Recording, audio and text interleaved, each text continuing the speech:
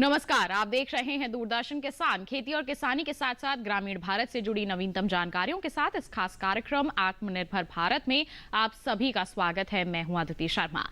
आइए देखते हैं क्या है नया आज के कार्यक्रम में। बाजरा आधारित डी हुलर मशीन ने मूल्यवर्धित उत्पादों के जरिए उत्तराखंड के ग्रामीण इलाकों की किस्मत बदली। 2 पशु वैक्सीन की तकनीक का हस्तांतरण। शहद उत्पादन में क्रांतिकारी मधु क्रांति पोर्टल। किसानों को आर्थिक लाभ पहुंचाने के लिए किसान रेल का संचालन। मौजूदा खरीफ विपणन सत्र में 102.98 लाख किसानों से न्यूनतम समर्थन मूल्य पर 1,31,247.46 करोड़ रुपए का भुगतान। 695.23 लाख मीट्रिक टन धान की खरीद। आइए अब देखते हैं खबरें विस्तार से। उत्तराखंड में देहरादून के इर्द गिर्द के ग्रामीण इलाकों से पैक किए हुए ब्रांडेड बाजरा आधारित कुकीज, रस, स्नैक्स और नाश्ते के अनाज आसपास के इलाकों की ग्रामीण, शहरी और स्थानीय बाजारों में अपनी पैठ बनाते हुए जोरदार तरीके से इन इलाकों के बाजरा किसानों की किस्मत बदल रहे हैं और यहां की बाजरा की खेती को फिर से जीवित कर रहे हैं।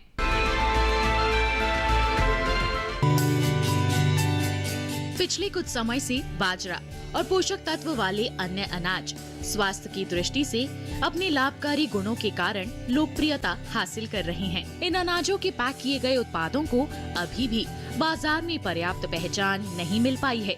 इस क्रम में एक महत्वपूर्ण काम इन अनाजों से भूसी को हटाना है, जिसे हाथ से कुटाई के जरिए करने पर ये बेहद ही उबाऊ प्रक्रिया होती है। भारत सरकार के विज्ञान एवं प्रौद्योगिकी विभाग के सेंटर फॉर टेक्नोलॉजी डेवलपमेंट ने एक डी हुलर मशीन विकसित की है। इस मशीन से बाजरे की भूसी को हटाया जा सकता है।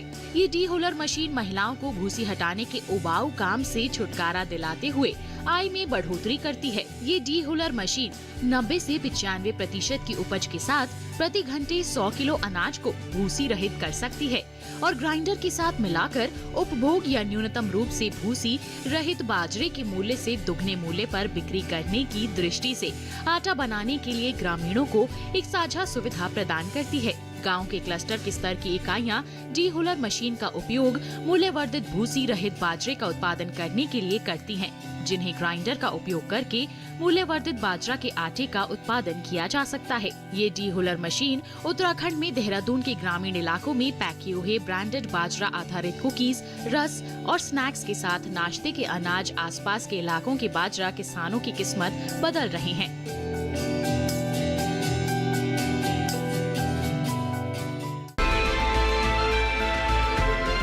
भारतीय पशु चिकित्सा अनुसंधान संस्थान ने CSF और शीप पॉक्स वैक्सीन की तकनीक हेस्टर बायोसाइंसेस को दे दी है। ICAR के महानिदेशक डॉक्टर त्रिलोचन महापात्रा ने कहा है कि ये दोनों वैक्सीन पशुओं की प्रतिरोधक क्षमता बढ़ाने में मददगार साबित होंगी। तकनीक का ये हस्तांतरण एग्रीनोवेट इंडिया लिमिटेड के माध्यम से किया गया। एग्रीनोवेट इंडिया 2021 के दौरान 150 से भी अधिक तकनीकियों का वाणिज्यीकरण कर चुका है। हमारे भारतीय कृषि अनुसंधान परिषद के जो संस्थान है Indian veterinary research institute Izzatnagar में उत्तर प्रदेश में, इस संस्थान शुरू से विभिन्न बीमारी के विरोध लड़ाई करने के लिए, उसका रोकथाम के लिए टीका की जो व्यवस्था बनानी है वो बनाते आया है और उसी दिशा में ये एक कदम है कि 2 नए टीका जो संस्थान बनाया है उसका लार्ज स्केल मैन्युफैक्चरिंग और सप्लाई ये करने के लिए हम एक प्राइवेट कंपनी को इसका लाइसेंस दिए हैं। ICAR में पशु विज्ञान के उप महानिदेशक डॉक्टर भूपेंद्र नाथ त्रिपाठी का कहना था कि इस तरह के टीके आत्मनिर्भर भारत की दिशा में उठाए गए महत्वपूर्ण कदम हैं। इस दिशा में उन्होंने और क्या कुछ कहा, आइए आपको दिखा देते हैं। देश में सारे पशुओं की विभिन्न बीमारियां होती हैं। ये बीमारियों से हमारे किसानों का बहुत घाटा होता है, बहुत लॉस होता है उनको आर्थिक तौर पे। इसलिए हमेशा ICAR का ये और ख़ास तौर से जो हमारे पशु विज्ञान संस्थान हैं लगभग हमारे में 19 संस्थान हैं। उनका हमेशा ये प्रयास रहता है कि किसानों को कैसे आय को दोगुनी किया जाए, कैसे जो बीमारियां हैं जिससे उनका नुकसान हो रहा है आर्थिक तौर पे, उसको कैसे कम से कम किया जाए। इसी श्रेणी में आज हमने अपनी 2 टीके जो कि जैसे कि अगर मैं बताऊं तो एक सुअर में ज्वर बोलते हैं जिसे क्लासिकल स्वाइन फीवर बोलते हैं, दूसरा भेड़ों में चेचक की बीमारी होती है जिसे हम शीप पॉक्स कहते हैं। इन 2 बीमारियों के विरुद्ध हमने टीका डेवलप किया। हमारे हमारा जो IVRI संस्थान है आइजत नगर में, उसने 2 टीके विकसित किए हैं। उन टीकों को हमने पहले रिलीज किया था, लेकिन आज हमने उसको अपने एक फर्म को कमर्शलाइजेशन किया है ताकि कंपनी इसको बना सके और बना करके सस्ते दामों पर इसको दे सके। मैं आपको ये बताऊं कि जो सुअर ज्वर है जिसे हम क्लासिकल स्वाइन फीवर कहते हैं, ये बहुत ही खतरनाक बीमारी है और किसानों को जो सुअर की फार्मिंग करते हैं उनमें इसको बहुत ही लॉस होता है। लगभग पूरे के पूरे फार्म ख़त्म हो जाते हैं। लगभग 100% तक इसमें मृत्यु दर होती है और किसान को बहुत ही आर्थिक नुकसान पहुंचता है। इसके पहले भी हमारे पास वैक्सीन थी, लेकिन उस वैक्सीन की जो तकनीकी थी वो तकनीकी बहुत ही कमरसम थी, ठीक नहीं थी। उसमें हमको रैबिट को, खरगोश को मारना पड़ता था और जो हमारी रिक्वायरमेंट लगभग 18 मिलियन डोज की है देश में, क्योंकि हमारे शुगर की संख्या लगभग 1 करोड़ से नीचे है। तो कम से कम जो है हमें इसका डबल वैक्सीन हमें चाहिए, जो कि हम इसको सप्लाई नहीं कर पा रहे थे। हमारी क्षमता देश में केवल 1.2 मिलियन थी, 12 लाख की थी क्षमता। अब हमने जो तकनीकी विकसित की है सुअर ज्वर के टीके की, वो तकनीकी हम सेल कल्चर में करते हैं, कोशिका संवर्धन में करते हैं और जो इसका विषाणु है उस विषाणु को हमने उसकी बीमारी करने की क्षमता को समाप्त कर दिया है और ये पाया गया कि ये इसका जो वायरस का जो ग्रोथ होता है सेल कल्चर में, कोशिकीय संवर्धन में, वो बहुत ज़्यादा होता है। इसलिए हमारे बहुत कम लागत में बहुत अच्छी वैक्सीन बन रही है। दूसरी इसमें ये फ़ायदा है कि इसकी इम्यूनिटी जो हम लोग आजकल आपने सुना होगा कि कोविड में कि इम्यूनिटी कितनी महीने की है, इसकी इम्यूनिटी कम से कम 2 साल है, कम से कम 2 साल है। यानी पहले हम जिस टीके को साल में 2 बार लगाते थे, अब हम उसी टीके को जो नई टेक्नोलॉजी से डेवलप किया है उस टीके को हम 2 साल में 1 बार लगाएंगे। और इस वैक्सीन की प्रोटेक्शन क्षमता अच्छी है। इसको फील्ड में भी ट्रायल हो चुका है, सारे फेज ट्रायल हो चुके हैं और आज इसे कंपनी को ट्रांसफ़र कर दिया गया है। और गवर्नमेंट ऑफ इंडिया, भारत सरकार जो पशुपालन मंत्रालय है, अब इस बीमारी के उन्मूलन के लिए प्रोग्राम भी चलाने जा रही है। तो इस समय एक ऐसी वैक्सीन, एक ऐसा टीका डेवलप किया है ICR ने, जैसे पशुपालन मंत्रालय उसको जो है अपने जो नियंत्रण और उन्मूलन कार्यक्रम है सुअर ज्वर का, उसमें काफ़ी फ़ायदा होगा इससे। और फार्मर्स का इससे बहुत जो सारे नुकसान होते हैं, कम से कम भारत में 125 करोड़ का नुकसान होता है इस बीमारी से, वो सारे नुकसान जो है वो बिल्कुल ख़त्म हो जाएगा। और हो सकता है कि अगर भारत सरकार ने इसका उन्मूलन किया तो इस डिजीज़ को संपूर्ण उन्मूलन करने में हमें मदद मिलेगी। दूसरी बीमारी जो हमारी है उसको चेचक बोलते हैं, चेचक, भेड़ों का चेचक होता है, शीप पॉक्स बोलते हैं। ये भी बीमारी बहुत पुरानी है देश में और इसके विरुद्ध टीका हमारे ICR के संस्थान IVRI ने डेवलप किया था। 1966 से हम जो है इस वैक्सीन को बना रहे हैं लगातार। लेकिन जो हमको वैक्सीन, जो टीके का जो वायरस है, जो उसका स्ट्रेन है, वो उसको हम इंपोर्ट करते थे, बाहर से मंगाते थे। उसकी वजह से हम इसको कमर्शलाइज नहीं कर पाते थे इस तकनीकी को। अब हमने क्या किया है कि जो अपना विषाणु है अपने देश का, शीप पॉक्स वायरस है, उससे हमने इसकी रोग क्षमता करने की उसको ख़त्म करके, कम करके इसको हमने एक वैक्सीन बनाई है, एटेनुएटेड स्ट्रेन बनाया है, जिससे कि हमारी इसकी जो इम्यूनिटी है वो लगभग 4 साल की है। यानी ये कि अगर आप शीप में 1 बार लगा दें, भेड़ों में लगा दें, तो उसके लिए काफ़ी है उसको प्रोटेक्ट करने के लिए। उम्मीद है कि इन भारतीय वैक्सीन का जल्द ही दूसरे देशों को भी निर्यात शुरू हो जाएगा और कमाल की बात तो ये है कि इनकी कीमत बहुत ज्यादा नहीं है। ये भारत में तैयार होने वाली पहली इस तरह की देसी वैक्सीन है। शूकर पालकों को इनसे काफी लाभ मिलने वाला है। इसी के साथ वक्त हो चला है एक छोटे से ब्रेक का। ऐसी ही महत्वपूर्ण जानकारियां आगे भी आप तक पहुंचाते रहेंगे। फिलहाल रुक रहे हैं एक छोटे से ब्रेक के लिए। कहीं मत जाइए, देखते रहिए हमारा कार्यक्रम आत्मनिर्भर भारत और बने रहिए दूरदर्शन के साथ पर।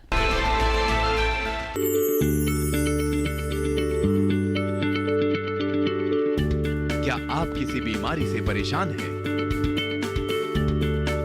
चाहते हैं डॉक्टर की सलाह? तो हम हैं आपके साथ। बताएंगे आपको जीने की राह। समस्याएं आपकी, समाधान देश के मशहूर विशेषज्ञों के। घर बैठे बात करें देश के जाने माने डॉक्टरों से। हमारे लाइव प्रोग्राम स्वस्थ किसान में हर शनिवार शाम 6 बजे से 7 बजे तक। खुशहाल होंगे खेत, पशु रहेंगे स्वस्थ, सरकारी स्कीम का होगा लाभ। जब एक्सपर्ट्स का मिलेगा साथ, आपके सवाल, विशेषज्ञों के जवाब, सिर्फ एक फोन कॉल की दूरी पर। देखिए किसानों का अपना प्रोग्राम हेलो किसान, सोमवार से शुक्रवार शाम 6 बजे से सिर्फ दूरदर्शन किसान पर। ब्रेक के बाद दूरदर्शन किसान के खास कार्यक्रम आत्मनिर्भर भारत में आप सभी का फिर से स्वागत है। कृषि और किसान कल्याण मंत्री श्री नरेंद्र सिंह तोमर ने कहा कि रेलवे और खाद्य प्रसंस्करण उद्योग मंत्रालय को चाहिए कि वो संचालन पर लगातार नजर बनाए रखे। ये रेल सेवा जल्द खराब होने वाली फसलों को एक जगह से दूसरी जगह लाने ले जाने के लिए शुरू की गई है। केंद्रीय कृषि एवं किसान कल्याण मंत्री श्री नरेंद्र सिंह तोमर ने बुधवार को किसान रेल संचालन की समीक्षा की। इस दौरान उन्होंने बताया कि भारत सरकार द्वारा बजट में की गई घोषणा के अनुरूप देश भर में किसान रेल का संचालन अत्यंत सफल साबित हो रहा है। अभी तक किसान रेल के 455 फेरे लग चुके हैं, जिससे हजारों किसानों को फायदा पहुंचा है। उन्होंने बताया कि किसान रेल का संचालन और सुचारू रूप से किया जाएगा, जिससे देश के अधिकारी किसानों को लाभ पहुंचाया जा सके। उन्होंने किसान रेल को किसानों के लिए अधिक उपयोगी बनाने के लिए रेलवे तथा खाद्य प्रसंस्करण उद्योग मंत्रालय के अधिकारियों को भी किसान रेल की नियमित मॉनिटरिंग करने की हिदायत दी। जानकारी के लिए बता दें कि किसान रेल के माध्यम से किसानों की उन उपज का देश के दूर दराज क्षेत्रों तक परिवहन किया जा रहा है जो शीघ्र खराब होने वाली किस्म की होती है। रेलवे द्वारा किसानों को उनकी उपज के परिवहन के भाड़े में छूट प्रदान की जा रही है। वहीं खाद्य प्रसंस्करण उद्योग मंत्रालय भी प्रधानमंत्री कृषि संपदा योजना के अंतर्गत किराए में 50% सब्सिडी किसानों को प्रदान कर रहा है। अभी तक 455 ट्रिप किसान रेल द्वारा लगभग 1.25 लाख टन उपज का परिवहन किया जा चुका है। इसकी अद्भुत सफलता रेलवे और कृषि के क्षेत्र में नया इतिहास लिख रही है।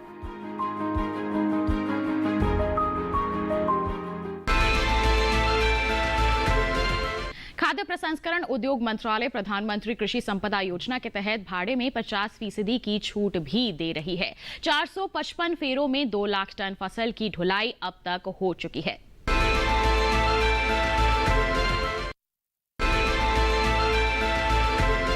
सरकार शहद उत्पादन को बढ़ाने की लगातार कोशिश कर रही है। शहद जहां स्वास्थ्य के लिए काफी लाभकारी होता है, वहीं किसानों की आय बढ़ाने का भी एक अच्छा जरिया है। केंद्रीय कृषि और किसान कल्याण मंत्री श्री नरेंद्र सिंह तोमर ने मधु क्रांति पोर्टल और हनी कॉर्नर सहित कई शहद परियोजनाओं का शुभ आरंभ किया है। हनी मिशन की बात करते हैं, बी बोर्ड की बात करते हैं, तो निश्चित रूप से ये भी एक ऐसा प्रोडक्ट है जिसके माध्यम से तीर एक है लेकिन निशाने कई हो सकते हैं।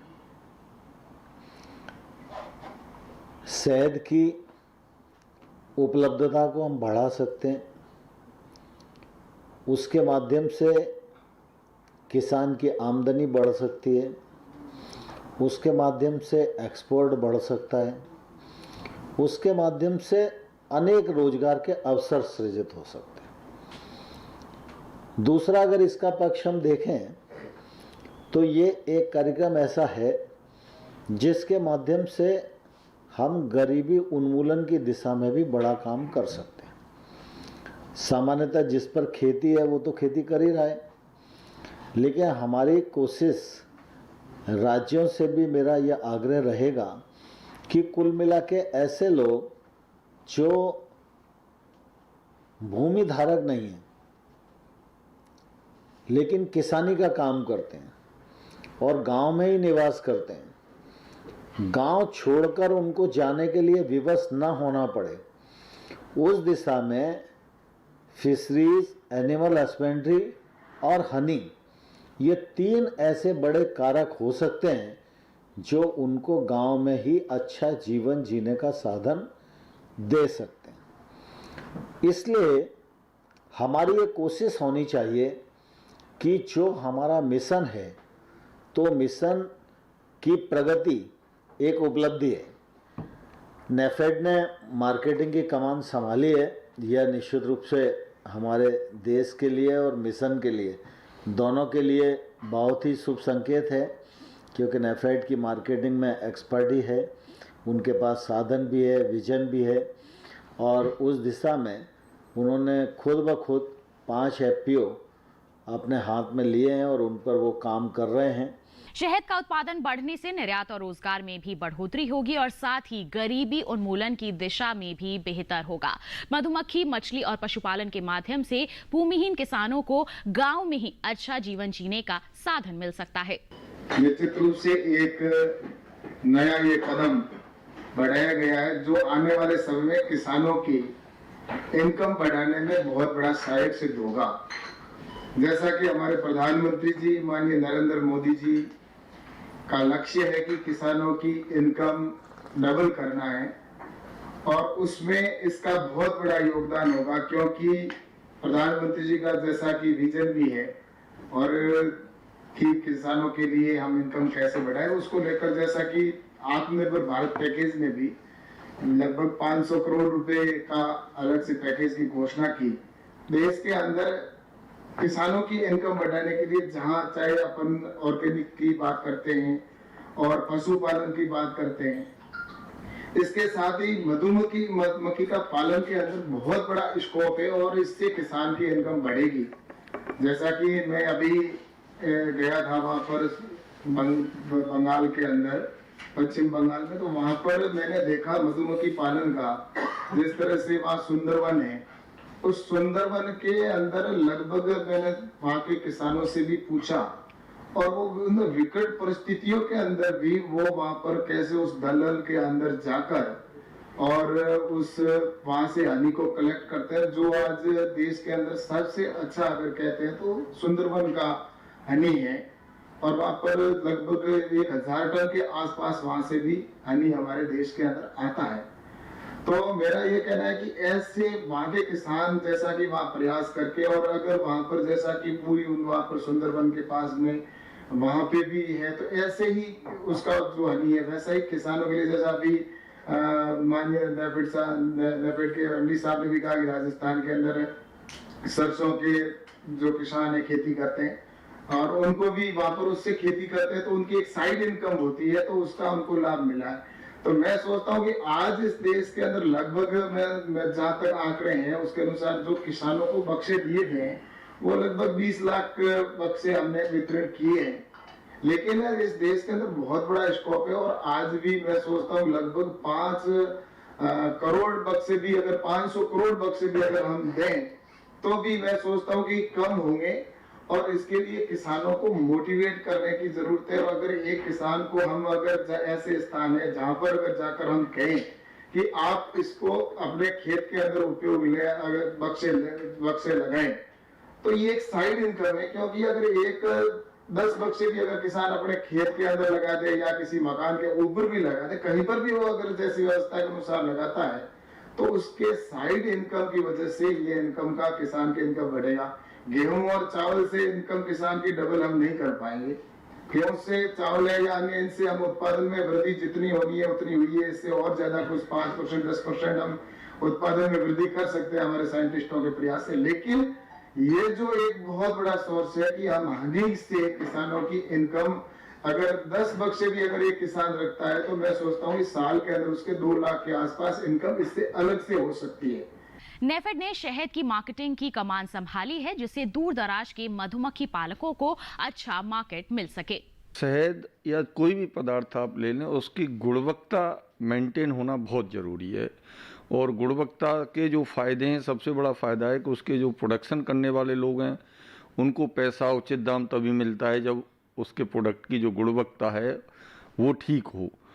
और जो बीच में जो बेचने वाले ट्रेडर्स वगैरह जो भी इन्वॉल्व हैं कंपनी, वो उस गुणवत्ता को मेंटेन करें। और आगे कंज्यूमर को तीसरा फ़ायदा ये होता है कि सही प्राइस पे, वो कीमत पे उसको एक अच्छी गुणवत्ता का पदार्थ जो भी है प्रोडक्ट मिलता है। और हनी के लिए विश्व भर में गुणवत्ता को लेके काफ़ी इशूज़ आते रहते हैं और हैं, तो गुणवत्ता सुधार की बहुत ज़रूरत है। उससे सबसे बड़ा जो फ़ायदा होगा वो फ़ायदा हमारे जो बी कीपर्स हैं, हमारे जो मधुमक्खी पालक भाई हैं उनको होगा, किसान को होगा। और किसान का फ़ायदा देखना, किसान का हित देखना कृषि एवं कृषि कल्याण मंत्रालय का एक मेन ऑब्जेक्टिव है कि किसान को कैसे हम आगे बढ़ा सकें। और नेशनल बी बोर्ड जो मधुमक्खी पालन के लिए काम को वैज्ञानिक तरीके से बढ़ाने का काम देखता है, वो इसमें अपनी भूमिका अपने मंत्रालय के अंदर निभा रहा है। तो आज जो हुआ है वो गुणवत्ता की अगर बात करते तो 3 चीज़ें गुणवत्ता के लिए बहुत ज़रूरी हैं। पहली चीज़ ज़रूरत है कि जो प्रोडक्शन हो रहा है वो प्रोडक्शन की क्वालिटी एक अच्छी कंडीशन से, एक साइंटिफिक तरीके से प्रोडक्शन होके आ रहा है। उस प्रोडक्शन को जब ट्रेडिंग में और मार्केटिंग या कंज्यूमर के पास जाना है तो उसकी क्वालिटी टेस्ट की सुविधा हो, यानी हनी टेस्टिंग लैब की सबसे पहली ज़रूरत हो गई। दूसरी उसकी ज़रूरत होती है जब ये आपने टेस्ट कर लिया तो टेस्ट करने के लिए आपको पैरामीटर्स चाहिए, क्या टेस्ट करना है। तो टेस्ट करने के लिए जब तक आपके स्टैंडर्ड और पैरामीटर नहीं होंगे तो ये पता ही नहीं होगा कि इसमें क्वालिटी को चेक क्या करना है। तो दूसरी और पहली, इन दोनों को आपस में एक दूसरे कह सकते हैं कि दोनों एक साथ जुड़े हुए हैं एक दूसरे से, तो उसके स्टैंडर्ड की ज़रूरत है। तो स्टैंडर्ड के लिए भी FSSAI ने जो शहद के जो स्टैंडर्ड नोटिफाई किए हैं, जो भी बने हैं, जो कमेटीज़ और FSSAI ने नोटिफाई किए हैं, वो स्टैंडर्ड काफ़ी हद तक इतने स्ट्रॉन्ग अच्छे हैं कि शहद की गुणवत्ता सही तरह से उसकी जांच की जा सकती है। लेबोरेटरी की बात आती है तो जैसे आपको पता ही है कि हमारा नेशनल बी बोर्ड कृषि एवं किसान कल्याण मंत्रालय ने अभी तक 3 रीजनल लैब, जिनमें से एक NDDB आनंद में पहले से ही लग चुकी है, इनॉग्रेट हो गई है और वो टेस्टिंग का काम कर रही है। दूसरी एक रीजनल लैब सदर्न पार्ट के लिए यानी साउथ पार्ट के लिए, अपने कंट्रीज के स्टेट्स के लिए बंगलोर IIHR कर्नाटका में हमने यहाँ से अपनी स्कीम में national bee keeping and honey mission जो स्कीम है उसके अंतर्गत एक बड़ा मिशन जो है उसमें उसको अप्रूव किया हुआ है और वो भी जल्दी स्थापित हो जाएगी और जल्दी ही उसमें काम शुरू हो जाएगा। और तीसरी लैब यहाँ दिल्ली में सेंटर में IARI जो है उनको ये एक लैब दिया इसी तरह का, और इस तरह की 6 लैब बनाने का हमारा इसमें national bee keeping honey mission में टारगेट है और वो जल्दी ही हम अगले वर्षों में उनको लगाएंगे। इसी के साथ कार्यक्रम में वक्त हो चला है एक और छोटे से ब्रेक का। आप कहीं मत जाइए, जल्द ही हाजिर होंगे। बने रहिए दूरदर्शन किसान पर और देखते रहिए हमारा कार्यक्रम आत्मनिर्भर भारत।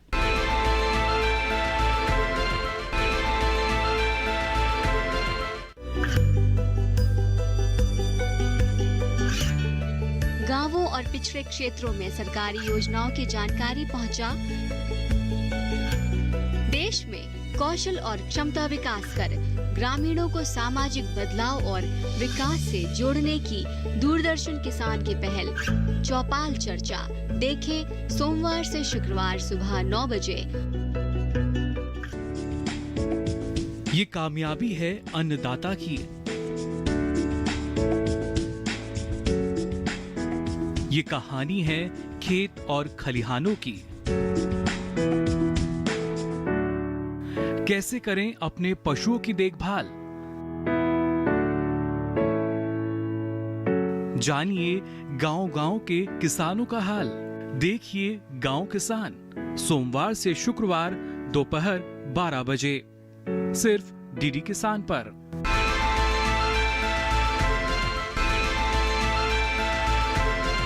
मौजूदा खरीफ विपणन सत्र में 102.98 लाख किसानों से न्यूनतम समर्थन मूल्य पर 1,31,247.46 करोड़ रुपए का भुगतान 695.23 लाख मीट्रिक टन धान की खरीद अभी तक की जा चुकी है। आइए इस पर और जानकारी के लिए दिखा दें आपको हमारी ये रिपोर्ट।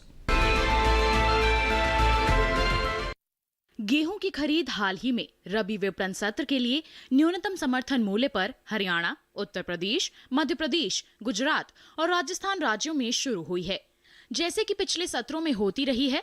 और अब तक 690.82 करोड़ रुपए के एमएसपी मूल्य पर 3.49 लाख मीट्रिक टन से अधिक गेहूं की खरीद की गई है। इस खरीद से 4,45,520 किसान लाभान्वित हुए हैं। 1,31,247.46 करोड़ रुपए का भुगतान करके खरीद कार्यों से लाभान्वित किया जा चुका है। इसके अलावा प्रदेशों से मिले प्रस्ताव के आधार पर तमिलनाडु, कर्नाटक, महाराष्ट्र, तेलंगाना, गुजरात, हरियाणा, मध्य प्रदेश, उत्तर प्रदेश, ओडिशा, राजस्थान और आंध्र प्रदेश जैसे राज्यों से खरीफ विपणन सत्र 2020-21 एवं रबी विपणन सत्र 2021 के लिए मूल्य समर्थन योजना के तहत 107.08 लाख मीट्रिक टन दलहन और तिलहन की खरीद को भी मंजूरी प्रदान की गई है। आंध्र प्रदेश, कर्नाटक, तमिलनाडु और केरल राज्यों से 1.23 लाख मीट्रिक टन खोपरा की खरीद के लिए भी स्वीकृति दी गई है। खरीफ 2020-21 और रबी 2021 के तहत 5 अप्रैल 2021 तक सरकार द्वारा अपनी नोडल एजेंसियों के माध्यम से 4,75,354.54 मीट्रिक टन मूंग, उड़द, तुअर, चना, मसूर, मूंगफली की फली, सरसों के बीज और सोयाबीन की खरीद एमएसपी मूल्यों पर की गई है। इस खरीद से तमिलनाडु, कर्नाटक, आंध्र प्रदेश, मध्य प्रदेश, महाराष्ट्र, गुजरात, उत्तर प्रदेश, तेलंगाना, हरियाणा और राजस्थान के 2,97,219 किसानों को 2,512.79 करोड़ रुपए की आय हुई है। इसी तरह से 5,089 मीट्रिक टन खोपरा की खरीद कर्नाटक और तमिलनाडु राज्यों से की गई है। इस दौरान 3,961 किसानों को लाभान्वित करते हुए 5 अप्रैल 2021 तक न्यूनतम समर्थन मूल्य पर 52 करोड़ 40 लाख रुपए की अदायगी की गई है। इनसे संबंधित राज्यों और केंद्र शासित प्रदेशों की सरकारें खरीफ दलहन तथा तिलहन फसलों की आवक के आधार पर संबंधित राज्यों द्वारा तय तिथि से खरीद शुरू करने के लिए आवश्यक इंतजाम कर रही है। इसके साथ आज के इस कार्यक्रम में बस इतना ही। अगले कार्यक्रम में फिर मुलाकात होगी, तब तक के लिए हमें दीजिए इजाजत। आप बने रहिए दूरदर्शन किसान पर। नमस्कार।